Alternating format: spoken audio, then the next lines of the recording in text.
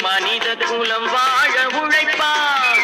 அண்ணன் தம்பியாய் அன்பு கொள்ளவே சின்னஞ்சிறுவரை அழைப்பான். நேற்று நாம் வாழ்ந்த வாழ்க்கை வீதம் பார்த்து மனித குலம் வாழ உழைப்பான். அண்ணன் தம்பியாய் அன்பு கொள்ளவே சின்ன